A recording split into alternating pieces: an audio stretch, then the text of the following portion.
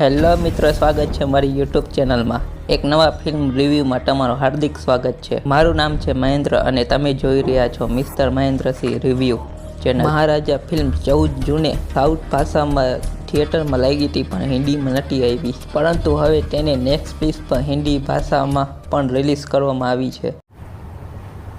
क्या बात कर रहे हैं? અને રિલીઝ થતાં જ તેને ખૂબ પસંદ કરવામાં આવે છે। મહારાજા ફિલ્મ તમિલ સિનેમાની મોસ્ટ અવેટેડ ફિલ્મ છે, જેમાં એક્શન છે, સસ્પેન્સ છે અને ઇમોશન છે, આ બધું મિક્સિંગ કહી શકાય। પરંતુ જે રીતે આ ફિલ્મના ડાયરેક્ટર નીતિલાલ સ્વામીનાથન જે રીતે ફિલ્મ દેખાઈ રહી છે, જેને જોયા પછી આ ફિલ્મના ડાયરેક્ટરને 100 ટોપરની સલામી। શું માસ્ટરપીસ ફિલ્મ બનાવી છે, જેને જોયા બાદ ફિલ્મ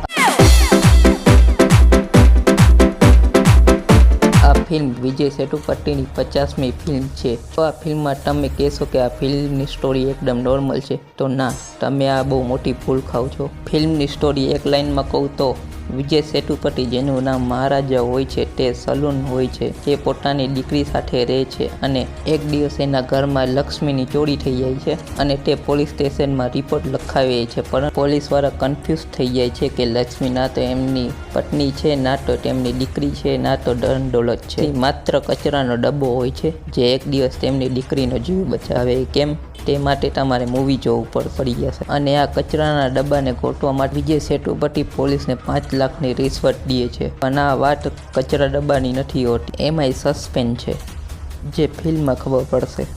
ત્યાર પછી પોલીસ એ કચરાના ડબ્બાને ગોતવા માટે જી જાન લગાડી દે છે અને જેમ જેમ કેસ આગળ વધતો જાય છે તેમ તેમ સસ્પેન્સ પણ ખુલતું જાય છે। આ ફિલ્મમાં ચોરની સ્ટોરી પણ હાલે છે, જેનો રોલ કર્યો છે અનુરાગે, જે ઘરમાં ચોરી કરીને તેના પરિવારને બાંધીને પોતાનું ખાવાનું બનાવે છે, તેને ખાઈને પછી તે પરિવારને મારી નાખે છે। જો તમે વિચારતા હશો કે વિલનમાં આવું શું છે, તો ના, આમાં અનુરાગની એક બેક સ્ટોરી છે, જેના કારણે વિજય સેતુપતિ અને અનુરાગ તે દુશ્મન બની જાય છે અને વિજય સેતુપતિ પાસે બદલો લેવામાં કંઈક એવું થઈ જાય છે, જેને જોયા બાદ તમે ઇમોશન થઈ જશો અને ફિલ્મનું ક્લાઇમેક્સ એટલું ખતરનાક છે, જેને જોયા બાદ તમારા રોંગટા ઊભા થઈ જશે। મને આ ફિલ્મ ખૂબ જોરદાર લાગી। તમને આ ફિલ્મ કેવી લાગી મને કોમેન્ટમાં કહેજો। હું આ ફિલ્મને 5 માંથી 5 સ્ટારની રેટિંગ દઈશ અને જો આ વિડીયો સારો લાગ્યો હોય તો લાઈક કરજો અને આવા નવા રિવ્યૂ માટે સબસ્ક્રાઈબ કરજો।